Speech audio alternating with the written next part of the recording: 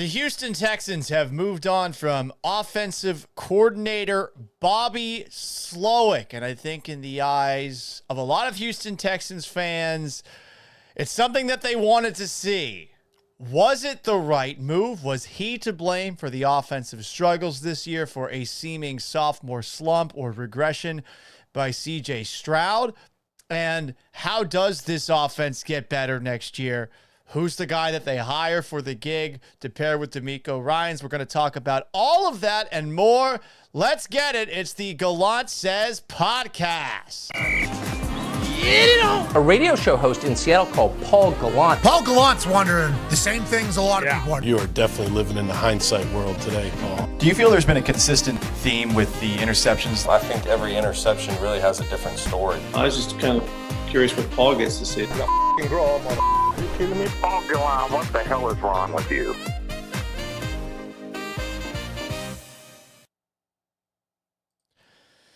Hello and welcome aboard the Gallant Says podcast. I am Paul Gallant. It is January 24th, 2025, live at youtube.com/Paul Gallant, twitch.tv/Gallant Says, on Twitter or X at Gallant Says, Instagram at Sports Gallant, and on Facebook at Paul Gallant Sports. You can catch it Monday through Friday at 4 o'clock Central Time, give or take. Also occasionally after major Houston sporting events. If you miss it in the moment, you can get it wherever you get your podcasts after the fact. Apple, Spotify, and on SoundCloud. Yes, the Houston Texans actually moved on from offensive coordinator Bobby Slowik. They did that at about 12:20 Central Time this afternoon while I was in the midst of my radio show on ESPN 97.5 and 92.5 with Joe George. Gotta admit, I'm surprised they did it, because the impression that I got all year long was that the Houston Texans weren't that dissatisfied with their offense. And we all were. Going into the year, this offense had Nico Collins coming back after an awesome breakout season with a second-year quarterback in C.J. Stroud, who had to be better than he was as a rookie. Tank Dell coming back from a season-ending injury and getting shot. Stephon Diggs added to the equation. Joe Mixon added to the equation. A fully healthy offensive line when the year before it was playing musical chairs. And yet, the offense wasn't better. The Texans did play a better schedule. Maybe that was the reason. And some maybe are thinking to themselves, well, maybe this is more on C.J. Stroud than it's on Bobby Slowik. Or maybe this is more on the offensive line than it is on Bobby Slowik or C.J. Stroud. For those who didn't like the offensive line, guess what? Bobby Slowik's not the only person out of a job with the Texans today. They moved on from two of their offensive line coaches, Chris Strausser and Cole Popovich, who, yes, is actually the son of Greg Popovich. But my first reaction was, I'm surprised that they did it, just given the way that they were talking about the offense during the year. You fast forward to Monday, and you heard what D'Amico Ryans had to say about potential staff changes at the very beginning of his press conference. I was wondering if they would do it over the weekend. He opened up his press conference on Monday, the season-ending press conference, saying, I'm going to take the week to decide. Well, took less than a week for him to decide to move on from Bobby Slowick. I'm sure that he had conversations with general manager Nick Caserio and perhaps Cal Hannah McNair. And I imagine those two perhaps put a little bit of pressure on a decision to be made. When D'Amico Ryans was asked about progress that offensive coordinator Bobby Slowik had made this year, he was pretty short with his words. He didn't have a whole lot to say. So maybe that decision was already made. And maybe they followed through and removed Slowik entirely when there were some reports about how quarterback coach Gerard Johnson could theoretically take a job as offensive coordinator with the New York Jets. A little bit of leverage by Gerard Johnson maybe being played there. He and Aaron Glenn, I'm pretty sure, do know each other because both of those guys came on my TV show that I used to do with John Lopez over on The Cube, which is not that far away from where I live right now. RIP to The Cube. Cube 57. What a TV channel it was. Sports Zone Unfiltered. I think it was Friday nights at 10 o'clock on The Cube. So those two definitely know each other, and maybe there is a chance that Gerard Johnson still goes there. But they moved on from Bobby Slowik. I think it's unfair to place this entire season at the feet of Bobby Slowick, and I also think it's fair to wonder if they're actually going to find an offensive coordinator who can get more out of the offense than Slowick did. The offensive line's a big obstacle right now, and perhaps they were being taught the absolute worst possible things by their coaches. That's what you want to believe, but I mean, that's almost the best case scenario here, is that these offensive line coaches and that Bobby Slowick were so bad at their job. And given how the offense looked in year one with Bobby Slowick as the offensive coordinator, a guy that we did not want to see leave when he was starting to get coaching interviews elsewhere. Same thing with Gerard Johnson. To go from there last year to here this year, did Bobby Slowick become an idiot? I'm skeptical about that. But something wasn't working. Could he evolve? Could he adapt? When other teams came up with counterpunches to him, it never felt like he did. And I think a constant criticism that I've seen of this offense, Chris Sims has really been beating the drum for it from NBC Sports, is that this is an offense that has its offensive linemen call protection at the line of scrimmage. Is that because CJ Stroud wasn't trustworthy to do it? Or is that because Bobby Slowick just did not want to progress to the next level of having CJ Stroud do that at the line? Honestly, when I hear CJ Stroud talk about football, I believe he would be capable of doing it, but for whatever reason, that wasn't something he did. So, Slowick's gone. I'm sure we will get a bunch of suggestions in the comments section, which you can join if you're watching live on YouTube or Twitch or Twitter or Instagram or on Facebook, about who the next offensive coordinator will be. But let's just start off with this. The Texans showed some chutzpah here, some balls, cojones. I did not think that they would show it, as I said a little bit earlier, but I'll give them credit for realizing the offense failed to meet expectations. And I'll also say, considering how obnoxiously patient this organization used to be, I mean, they gave Gary Kubiak 9 lives. They gave Rick Smith more than 9 lives, former general manager of the team. Bill O'Brien, I think a pretty fair criticism of them in the past would have been that they're cool with the status quo. And something that John Lopez used to always tell me about some conversation he had behind the scenes with a Houston Texans executive, there was this idea that people in Houston are always going to care about the Texans now that there's football back in town. And look where that is at this point in time.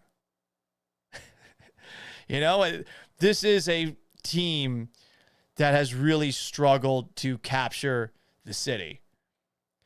But I think over the last couple of years, they've been a lot more self-aware on that front than in the past, where you could argue they were arrogant. And I think they realized that this offense had a lot more firepower than its output showed this season. So they make a move. Is this going to fix things? I truly do not know. And I don't know who you bring in to make things better. You could say, insert random guy X, Y, or Z and have some bold take on it.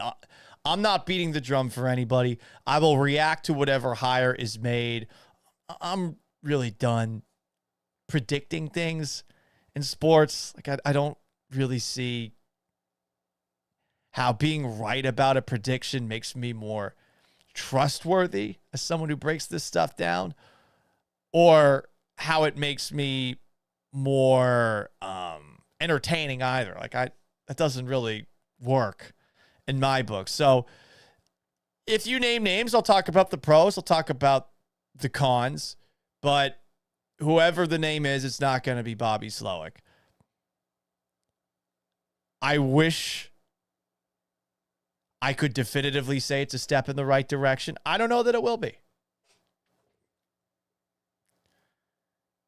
I really want to figure out what the difference between last year and this year was. They were better this year than they were last year. Is Bobby Slowick better operating with a arm behind his back, playing musical chairs on the offensive line, not having that many weapons for CJ Stroud to work with? But, I mean, some of the things that drove us crazy this year with Bobby Slowick, a lot of running on first and second downs, an offense that made a lot of mistakes that you would think would go away with better coaching, screen passes that never seemed to work. There was a lot of stuff that just felt so much more difficult. Everything was hard in a way that it shouldn't be, given that this is a guy who is from, I guess, the same coaching tree or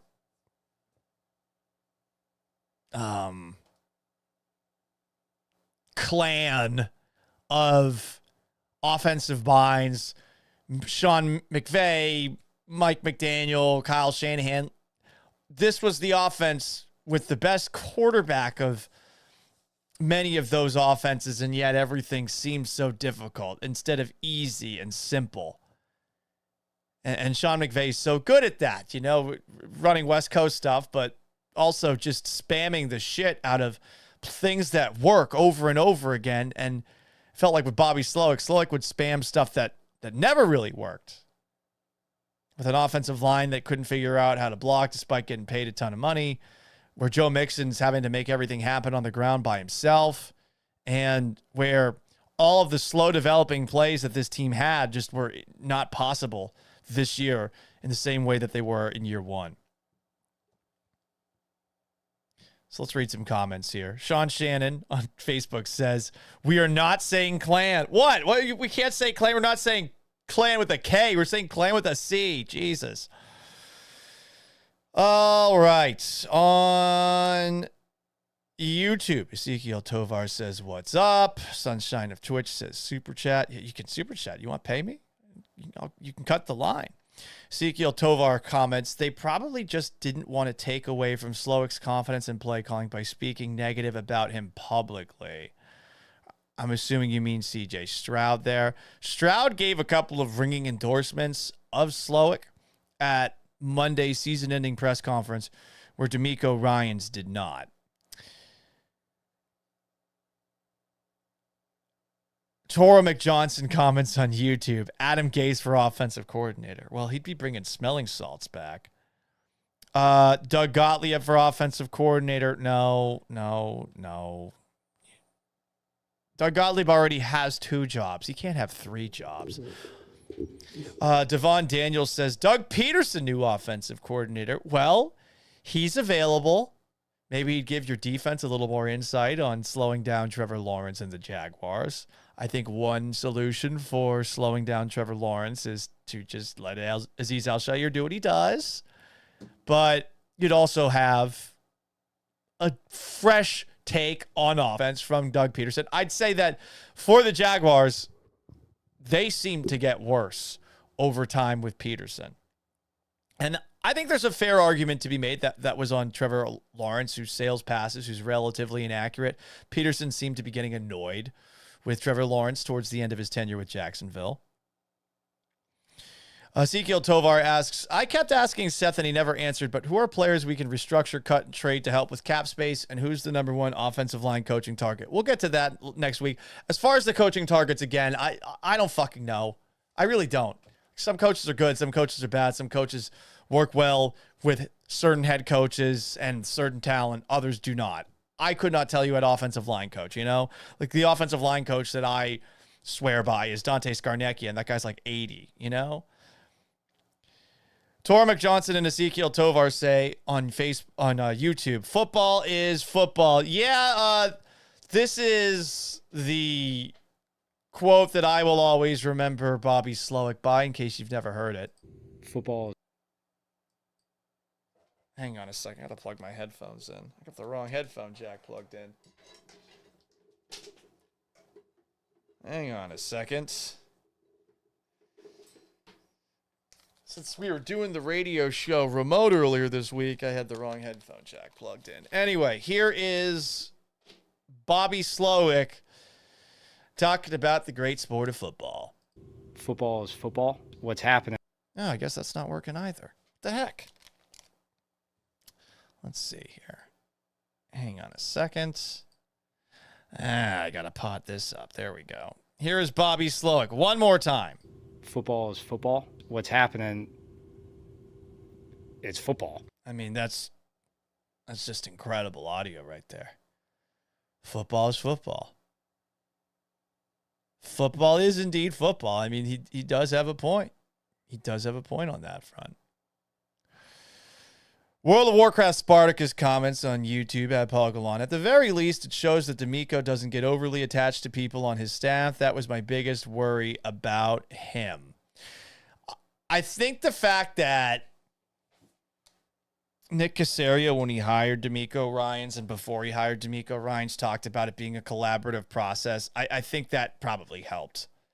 This is a Nick Caserio decision too. And you got to imagine that Nick Caserio is also going to have a say in whatever happens next at offensive coordinator.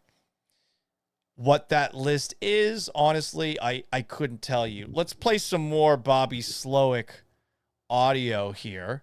We've got some just generic coach speak from Bobby Slowik at some point earlier this year. We kind of made the decision as the Texans team a couple weeks ago that we were going to embrace what we do, and we were going to embrace that we do it really well when we do it to our standard.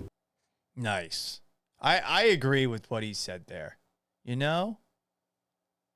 Some really good points made by Bobby Slowik. The podium was not Bobby Slowik's friend.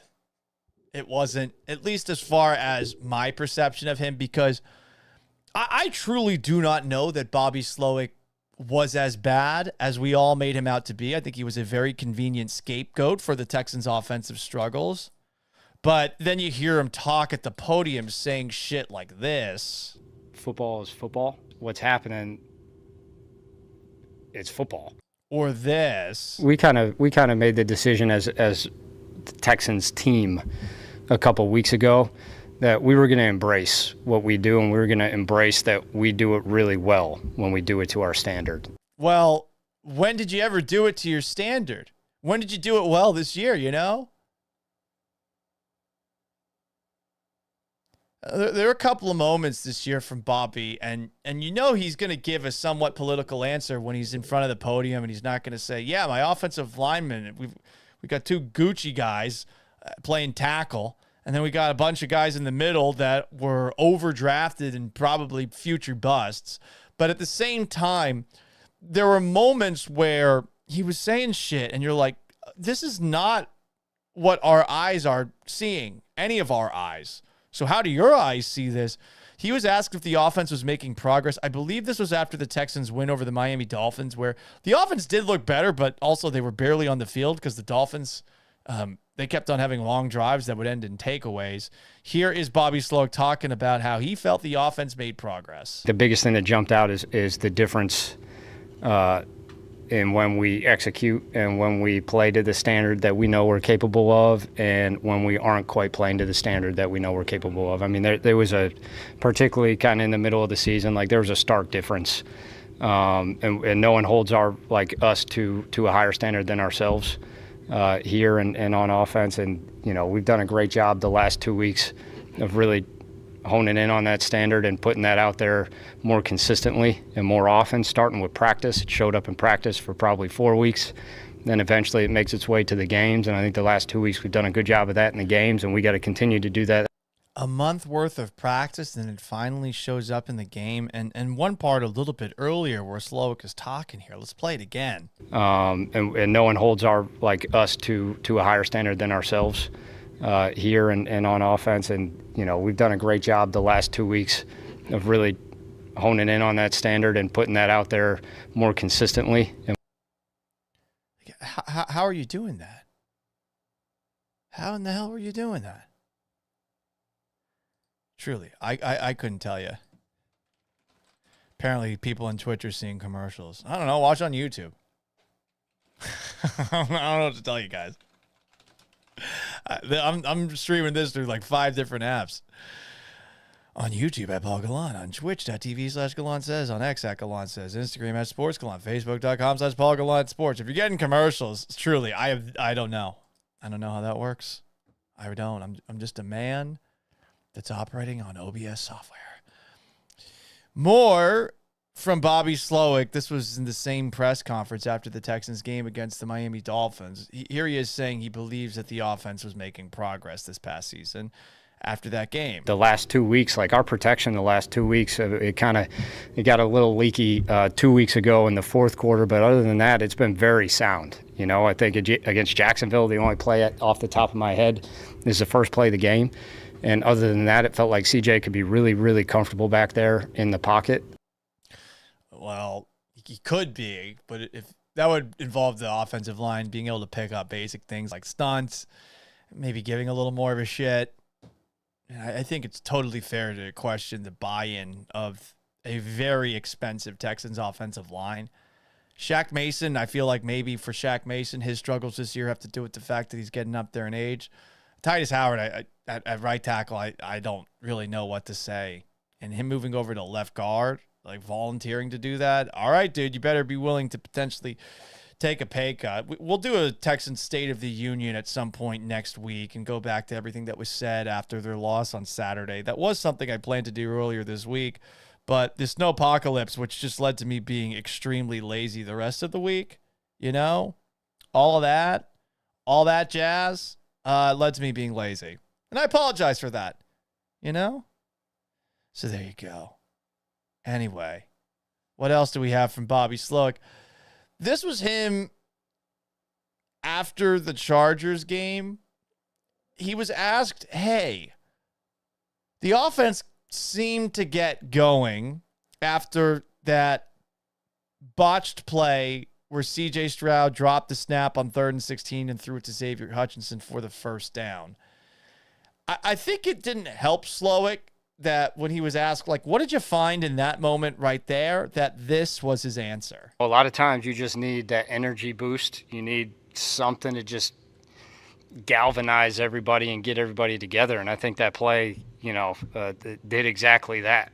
And would it have worked if we didn't fumble the snap? I have no idea, but I sure am glad he did, because everyone's just demeanor after something like that completely changed. And the confidence we played with and the swagger that they started playing with after that happened, that was huge for us. That was a big spark. I mean, a spark started the offensive turnaround, not adjustments, not adapting. Like, there are a lot of reasons to get frustrated with Bobby Slowik, but like not really being able to have a feel for why things were collectively hitting the fan offensively. Like, that's a huge problem. And it never felt like he had it. So, will the next guy get it? I'd hope so. But I truly do not know. There's been a lot of suggestions as far as who the next offensive coordinator could be. And again, like we do name some guys radio or name some guys podcasting. It's not as fun when it's just one person doing it. I know a lot of people have been talking about Ohio State offensive coordinator Chip Kelly. D'Amico Ryans raved about Chip at his introductory press conference. I really wonder if Chip Kelly would give up such a cushy job to go and coach at the NFL level.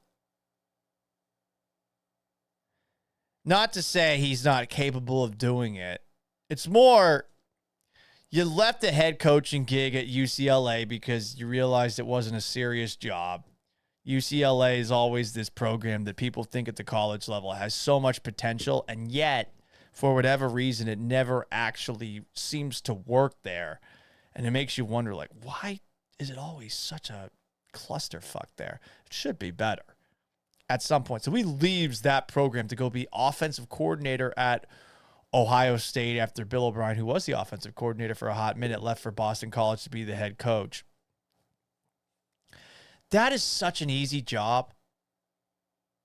I say that because, okay, now they just won the national title, and he called a hell of a game there. Would you want to give up a job where you're going to have the best talent year in, year out, and you probably don't have to do much work when it comes to the recruiting side of things?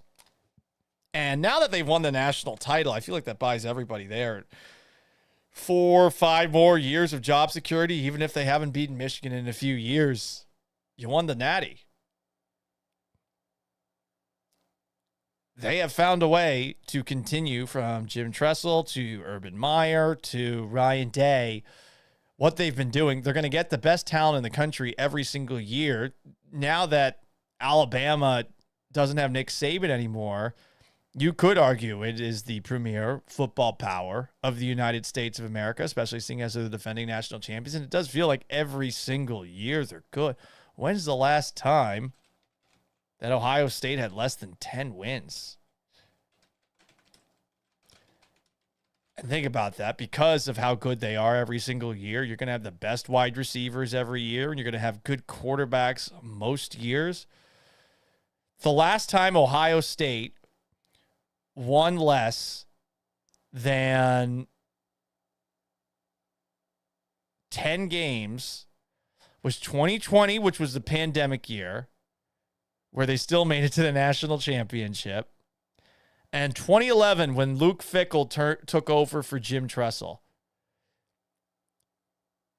Since 2002, where they won the national title in that controversial game over Miami, Ohio State has had 2 years with less than 10 wins. It's fucking insane. And you're going to continue to win at Ohio State. So I know that people are saying, yeah, it makes sense for Chip Kelly to come to the Texans.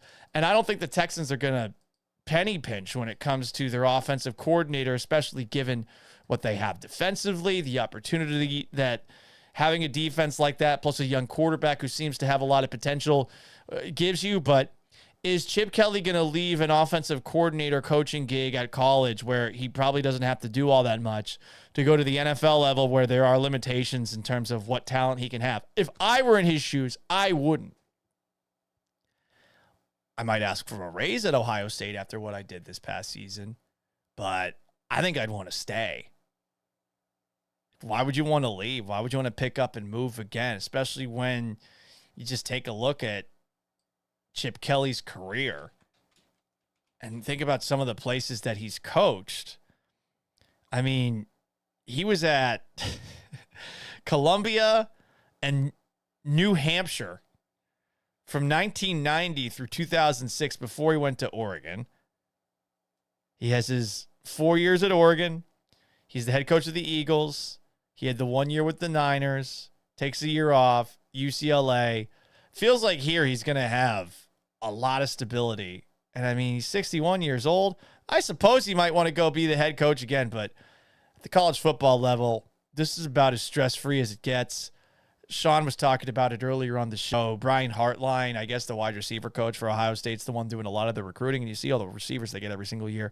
It's great. So this is not me saying that Chip Kelly would never take this job. I just have a hard time believing he would leave that job for this job.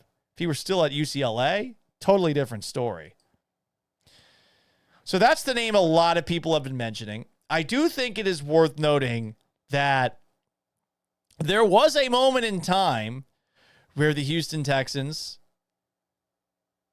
were considering hiring Josh McCown. Was that because of Jack Easterby?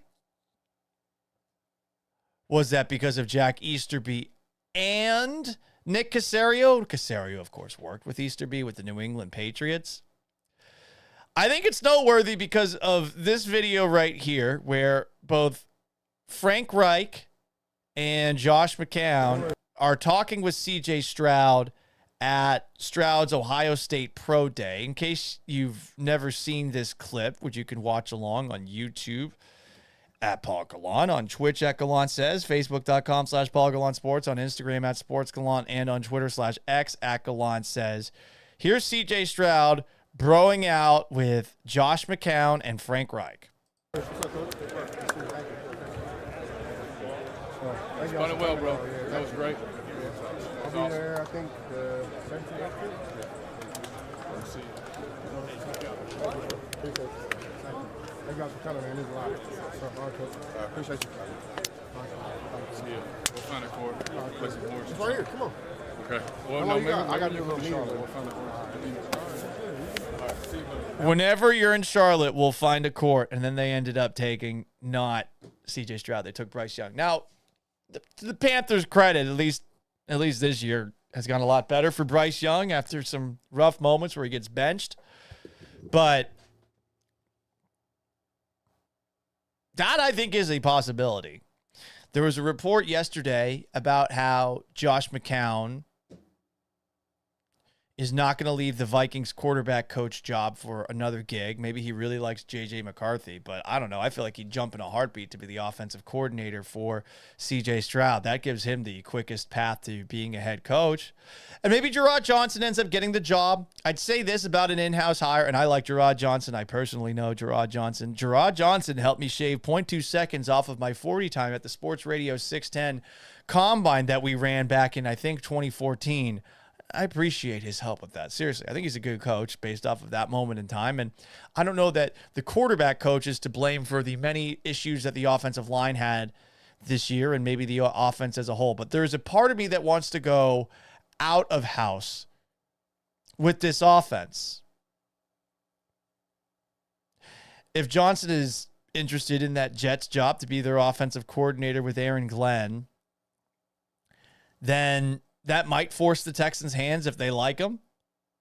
I want to see Johnson get that opportunity, but I with the way that this season went, it feels like maybe fresh eyes are the best way to get this offense playing at a higher level, the level that we all thought it was capable of going into the year.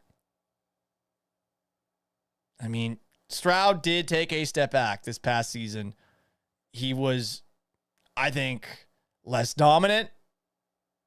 And sure, they played a tougher schedule, but I think he had more around him, and it felt like everything was more difficult. Again, that's not necessarily on Gerard Johnson. If you hire another offensive coordinator, I imagine Gerard Johnson leaves, and you're going to have to hire yourself a quarterback coach. But I would imagine that McCown, given that he seemed to be the Texans head coach until at the very last second, that Brian Flores' lawsuit came out, which alleged that the Houston Texans were being, I guess, racist with their hiring practices. They decided, let's turn around here. We're perhaps giving a little bit too much say to Jack Easterby. Let's hire Lovie Smith, which was an uninspiring hire. I thought it was noteworthy when D'Amico Ryans had his introductory press conference. We don't want energy vampires here. I'm wondering, did the Texans talk about how Lovie Smith was an energy vampire before? I don't know. All I know is that that's what Lovie Smith was.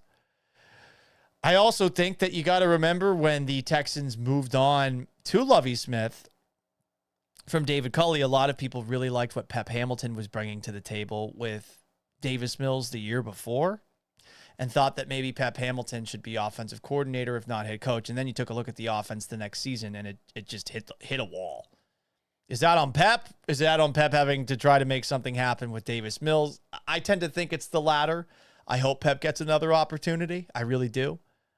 There's a lot of coaches that sometimes get thrust into situations where it's impossible to win. And I think that was one that was definitely a difficult one. The offense certainly, though, did look weird. They got a little too cutesy from time to time. Maybe he learned from that experience.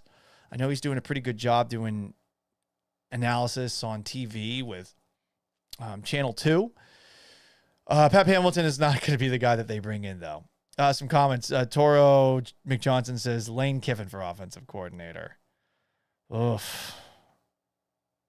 I mean, he's not leaving a head coaching gig to be an offensive coordinator. Cliff Kingsbury's the offensive coordinator of the Commanders. Remember, Cliff Kingsbury was a possibility as Texans offensive coordinator right after they hired D'Amico Ryans. That would have been nice. It's clearly working out pretty well with Jaden Daniels in year number 1 in Washington. They're going to be playing in the NFC Championship game. Ezekiel Tovar says the year with Pep Hamilton and Lovie Smith was like a bye year. Actually, the year before that was a bye year. There were 2 years that were bye years. When I first got back on ESPN 97.5 and 92.5 back in early 2022 with Vanessa, I remember thinking to myself, like, man, no one wants us to talk about the Texans or the NFL here. And it's slightly different now, but this year definitely, I think, has been a cold bucket of ice to the pants when it comes to our love of the Houston Texans, and that's a shame. It's a shame. Even Clay Walker couldn't get it up for us.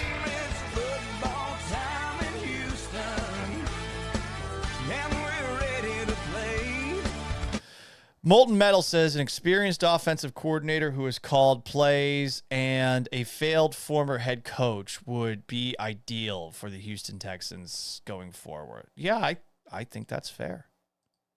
I think that is very, very fair. You don't want someone who's going to leave you. You know?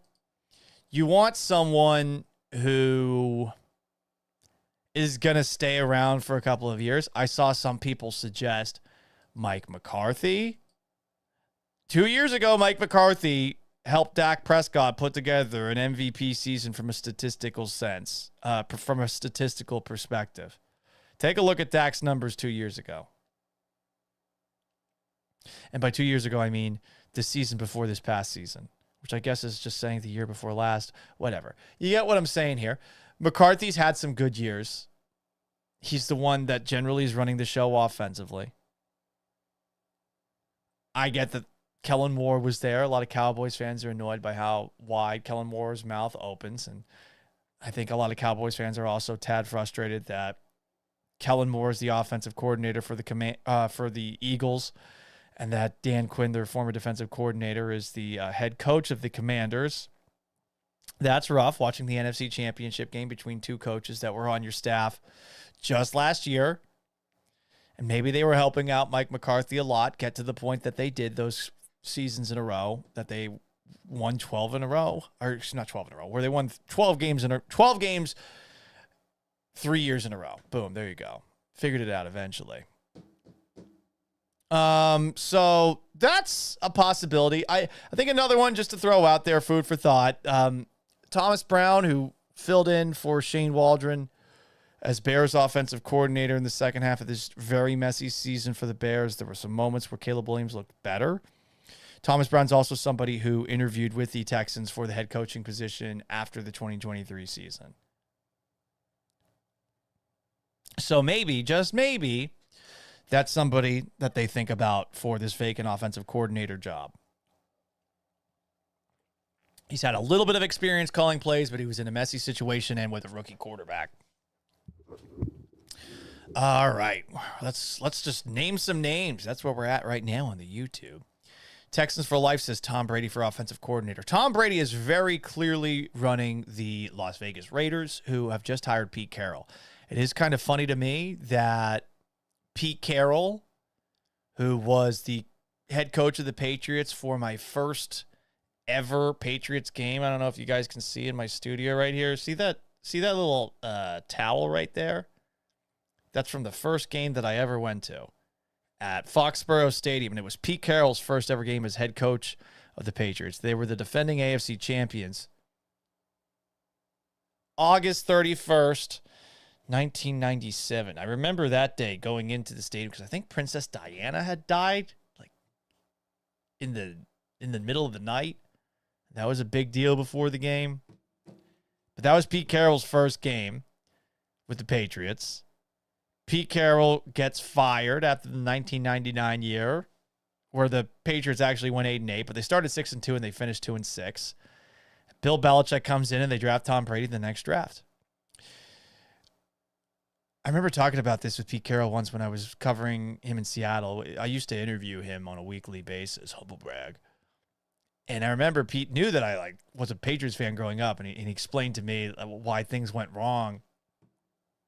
in New England, and it had to do with the general manager, Bobby Greer, who takes credit for drafting Tom Brady, but conveniently leaves out that they let future Hall of Fame running back with the Jets, Curtis Martin, walk. And Pete Carroll wanted them to keep Curtis Martin around after the 1996-1997 season, where I thought the Patriots were actually better than they were the year before, but they had a lot of injuries that they had to overcome that year. But no one cares about the 90s Patriots, Paul. Shut the fuck up. Okay, fine.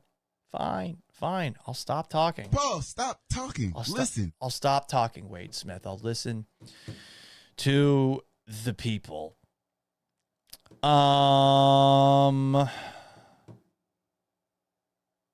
It is interesting, though, that is going to be Pete Carroll with Tom Brady and Russell Wilson. Like, it's everybody from Super Bowl 49 back together one more time. Because that's the other rumor, too, is that supposedly Pete Carroll and Russell Wilson are open to working together. I think Russell's more open to working with Pete than Pete's more open to working with Russ. Ezekiel Tovar asks on YouTube, Paul, do you feel this year was an up or down season for the Texans? It was a down season. It was a disappointment. They took a slight step back. They're 0-6 in the divisional round of the playoffs. They're, as I described on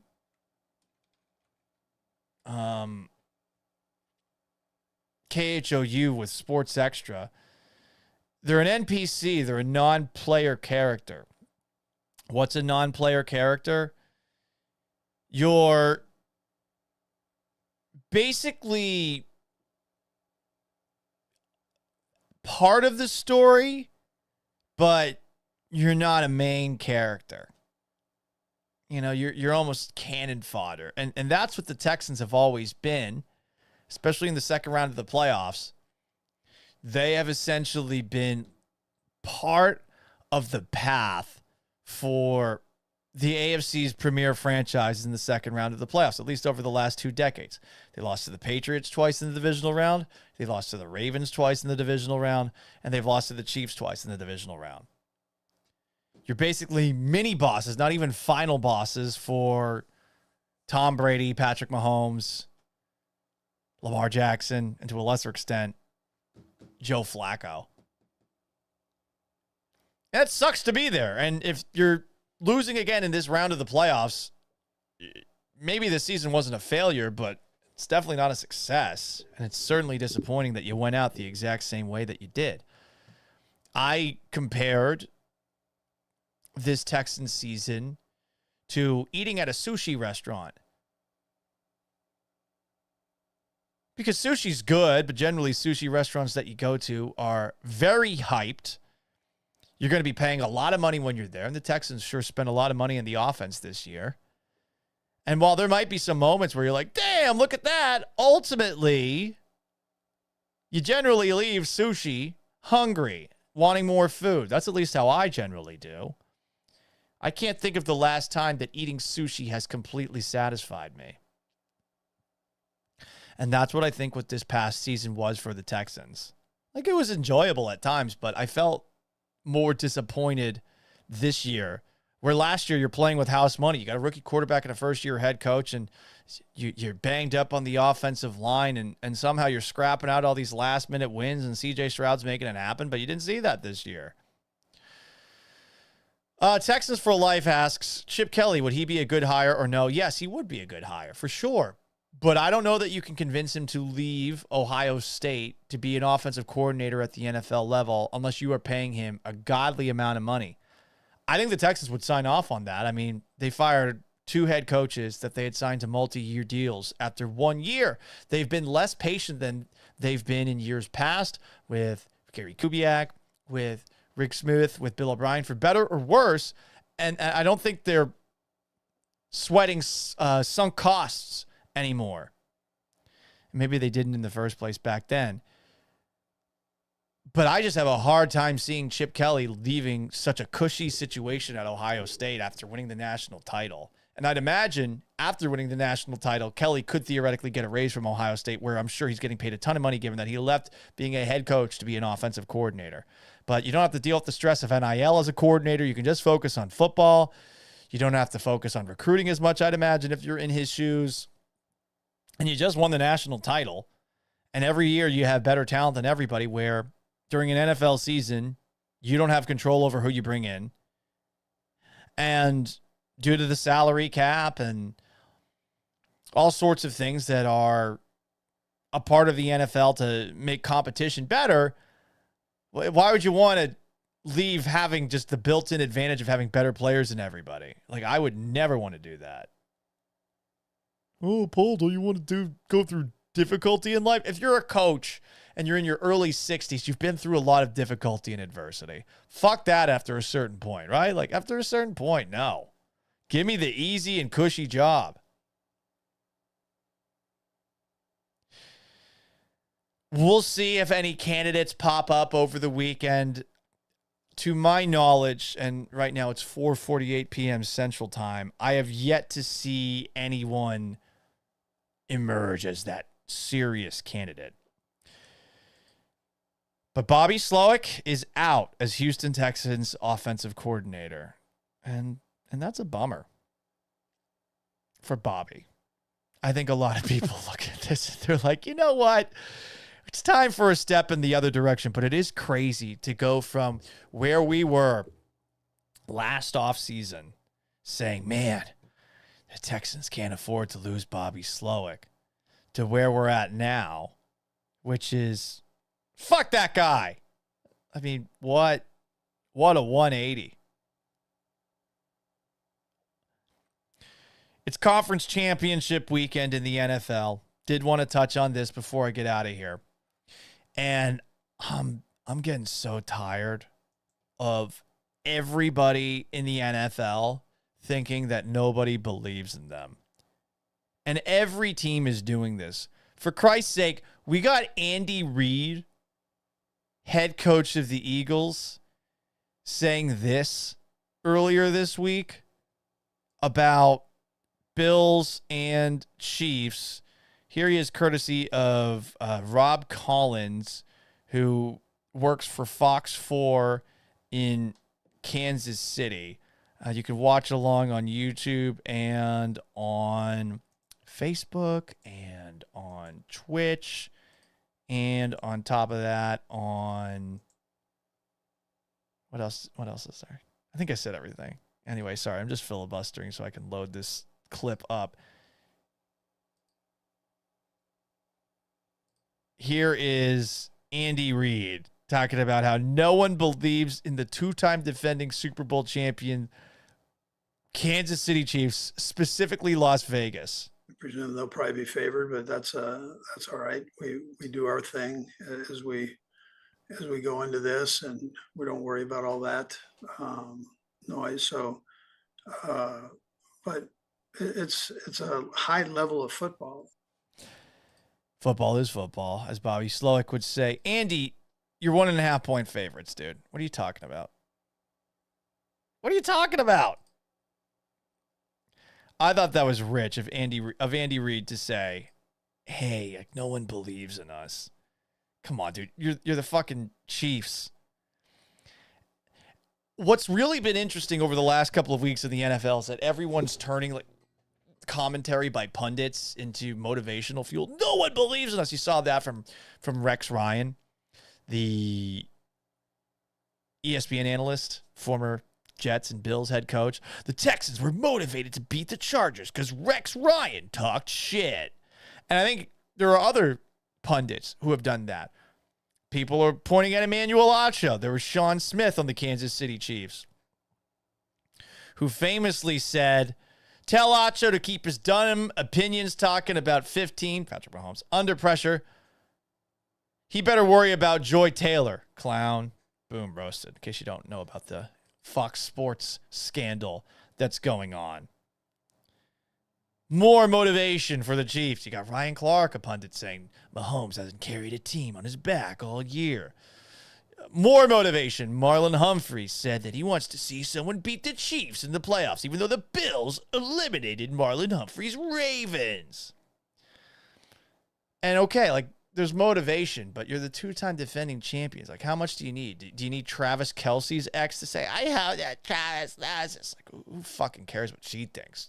My God, no one has made more out of being an ex of somebody than Travis Kelce's ex-girlfriend, who I'm not even going to say the name of, but this girl goes on podcast after podcast and she can't keep Travis Kelce and Taylor Swift's name out of her mouth. Honestly, I hope that relationship does turn into marriage entirely because of Travis Kelce's ex. Shut up, lady.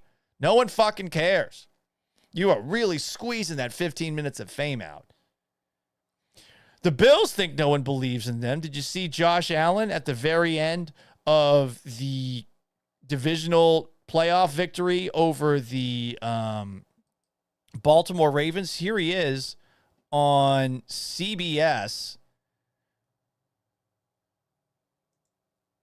Hang on a second. Goodness gracious. My computer's all of a sudden extremely acting up right now. And I don't like that kind of thing. Hang on a second. Let's unmute the website. Let's transition in. Here is Josh Allen of the Buffalo Bills saying that nobody believed in us. All year, this team has heard we got no talent. We're too small. We can't stop the run. We're not good enough to compete. We've just put our head down and worked hard. I'm so proud of our defense. I'm so proud of our offense and special teams. What a complete win. Obviously, on the offensive side of the ball, we wish we scored a little more, so we didn't have to take it down to the fourth quarter like that. But that's a really good team. Credit to them as well. Nobody believed in us. What are you talking about? What are you talking about, Josh Allen? No one believed in you? No. I disavow that. Now, maybe going into the year, people didn't believe in what the Bills were doing. But, God, everyone's just running with this. Nobody believes in us bullshit. And it's bullshit, ultimately, you know? And there's more. I got more. Some reporter, a Baltimore reporter, leading into that Chiefs-Ravens game, I guess, had said that Buffalo's a city of losers. And by the way, I mean, historically they are. Like, the Bills have had a pretty tortured existence as a fan base goes. You know, they lost 4 Super Bowls in a row, for God's sakes, and they got smoked in just about all of them, except for the one that was close where they missed a field goal at the end. But here's Sean McDermott, who I guess was motivated by a Baltimore beat reporter. Yeah, no, it's a city of winners. It really is. It's a city of winners. These people in this town are winners. And I've been here just 8 years, but I consider this my hometown. This place is different, and the people here are different. They deserve more than whoever said that about them. But I mean, like, you know, they were nowhere to be found when I was in college, 2 hours away, while the Patriots were skull fucking them week in, week out. Honestly, I hope the Bills lose to a degree on Sunday, because one of my buddies, Steve, in college, like, I had no idea he was a Bills fan. Now all of a sudden the Patriots suck and the Bills are good. And he just talks a lot of shit. And I was like, yo, where the fuck was this in college? I don't believe him. I don't believe that he ever was a Bills fan. But hey, it's fine. Whatever. No one believes in the Bills. Doubts about the Bills' defense fueled Buffalo against the Ravens. Sam Acho motivated the Bills to beat the Ravens. It's so bizarre that people are saying that the Bills, like, just got no chance. This is like a quote that, you know what, if I play the Fox Sports clips, I ultimately get copyright strike. So we're not going to play more Emmanuel Acho. No one wants to see fucking Emmanuel Acho. No offense to Emmanuel Acho. He's written books, and I'm sure they're great. The Commanders say that nobody believes in them. Dan Quinn, we've been on a mission to show doubters how we get down. They're motivated by Dan Campbell saying that if the Lions had played their B game, they would have had a chance to win. They're motivated by some random Lions radio guy who was cool with Jaden Daniels getting hurt. This guy was talking a lot of shit. I don't know if you guys saw this. This is Chad Ricardo? Nope, never mind. This is just a Lions radio host whose name they won't actually give out in the Planet Fitness Lounge on Ermani and Edwards. I think they were motivated by this, though. Hang on, let me play this clip. I haven't actually heard it yet, but the Lions, they motivated the Commanders to beat them. If he runs the ball 10 times, he's going to go to the blue tent once. Yeah. Talking about Jaden Daniels here. I promise you that. And I won't feel bad about it. I'll look you right in the eye right now. This isn't about friendship. If he puts himself at risk, he's going to pay the price. And if it takes a flag to do it, then it takes a flag to do it. Damn. It's Bounty Gate. Unbelievable. And that's why a lot of people think that the Commanders took down the Lions. You know, what else we got? I think this is the same reporter or talking head who was talking shit. Is this show called Big D Energy? I don't know who this guy is, but let's watch another clip where the Lions are talking a lot of shit. And this is Lions radio. My God, like, by the way, talk about loser teams and loser histories and loser sports towns. I get it that they have like the Michigan Wolverines and that the Tigers beat the Astros, but yeah, Detroit, yikes. This was a man that motivated the Washington Commanders to victory. You want Detroit, then you got Detroit. Yep. And Commanders fans, Detroit's got you and your third worst rushing defense in the NFL and your rookie quarterback and just an insane environment Saturday night where we got all day to get right, if you know what I mean. You have no concept of what you're walking into. None whatsoever. We are 60 minutes away from hosting an NFC championship game. And if you thought that I was going to roll in here today and just be calm about that and say, let it play out and stuff like that, I will not. And this, we can just record and run back tomorrow and Wednesday and Thursday. And then Friday, oof, I'll be even more extra about it. Oof, damn. We are 60 minutes away from hosting the NFC Championship game here in Detroit to go to the Super Bowl. We are 60 minutes from... You think that you're going to walk in here and stop that from happening? Stand on business, Neil. Stand on business. And your awful defense and your rookie quarterback? You think you're going to stop that? Ain't no way. You have Jared Goff. That was the retort. 5 interceptions against the Texans, by the way. Texans lost that game, so you can't talk too much shit about that. But basically every team going into this weekend is talking about how nobody believes in us. And you know what? I'm glad that there's one team that actually didn't do that this weekend. And of all the teams, who would have thought that it would be the Philadelphia Eagles, where there's no shit talk happening at all. I'm looking for this clip right now on social media. If you want to jump in, you know how to do it. YouTube at Paul Gallant, twitch.tv/Gallant Says, Twitter and X at Gallant Says, Facebook.com/Paul Gallant Sports, on Instagram at Sports Gallant. But Jordan Mailata is a huge offensive lineman for the Philadelphia Eagles. This guy is 6'8". He weighs nearly 370 pounds. He was asked if it bothers him that Jalen Hurts doesn't get more respect. Because, you know, the Chiefs, the Bills might be favored against us. The Bills, no one believed in us all year. Commanders, we're trying to prove to everybody we got what it takes. Here is Jordan Mailata when asked if it bothers him that Jalen Hurts doesn't get more respect. Here he is talking to Philadelphia media. Jaden's kind of become the hot thing of this season, and with good reason. But does it ever, I know it doesn't bother him much, but does it ever bother you that, you know, people don't really consider jailing that caliber of quarterback despite his record? Just want to apologize for this. I couldn't give a fuck. I just want to apologize. I'm sorry. I couldn't give a fuck a rat's ass about whatever anybody says outside this building. It ain't going to help us win championships, and that's our goal. I love hearing that because there's been a lot of drama coming out of Philadelphia the last couple of weeks, given the old A.J. Brown reading a book on the sideline thing, among other things. And I'm just thankful that there's one team going into this weekend that isn't crying about a lack of respect.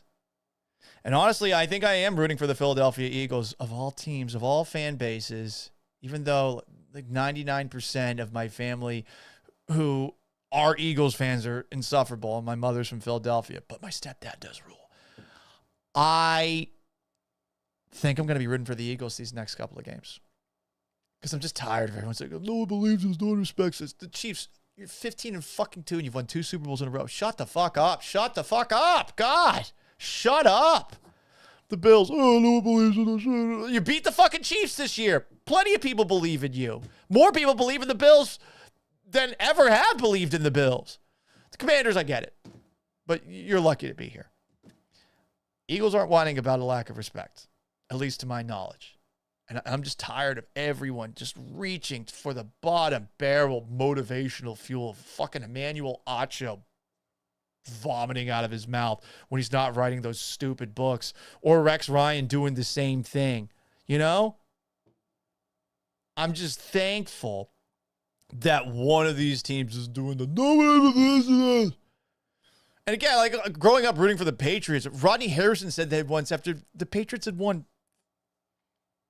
let me count here, 15 fucking games in a row to win Super Bowl 39. Check that, 38. The Janet Jackson titty Super Bowl. It's like, dude, you won 15 games in a row, and the other quarterback's Jake fucking Delhomme. What are you talking about? No one believed this. Maybe they didn't believe in you like week 4, but like now everyone believes in you when you win 15 games in a row. So there you go. Anyway, guys. If you got any questions before we get out, ask Kalon anything. You can do it. Dead Shred, 9 comments. Paul, CJ's good at being a pocket passer, we know, but he also has a little gunslinger in him. He likes to air it out. So who's a good potential offensive coordinator for him? Again, I'm going to say it. I don't fucking know. I really don't. Oh, Paul, you're not answering the question. Yeah, I know. I don't know. I think there's a lot of possibilities. I think you want to have somebody that runs a similar offense to what Bobby Slowik's running, but you also want somebody who's more experienced in running it and not a first-time play caller. Who that is, there's a lot of people that could apply to. Some of them might be coaching still this weekend. Others might be coaching elsewhere already. The real question is, who can you bring in that's been an offensive coordinator before, who's experienced, who isn't going to leave right after he gets this job? Because CJ Stroud, I think, wants to have some sort of continuity, even though that continuity is not going to be coming from Bobby Slowik. So those are my final thoughts on Bobby Slowik. Watch the rest of the show if you haven't already. You can subscribe and like this video. That would be awesome. I would really appreciate that. You can do that on youtube.com/Paul Gallant. You can also subscribe to my Twitch channel if you're more of a Twitcher, twitch.tv/Gallant says. You can follow me for written takes on Twitter at Gallant says. You can also catch short clips from this show on my Instagram at Sports Gallant or on my TikTok at Gallant says. TikTok not dead. You can also watch this if you're a Facebooker, and that's probably the app that I'm least active on, facebook.com/Paul Gallant Sports. It's available after the fact wherever you get your podcasts. Apple, Spotify, and SoundCloud. We will be back at it with another Gallant Says podcast Monday at 4 p.m. Central Time after a radio show from noon to 3 with Joe George, Gallant and George on ESPN 97.5, 92.5, and on YouTube at ESPN Houston, on Twitch at ESPN 975. So long, farewell. Enjoy the conference championship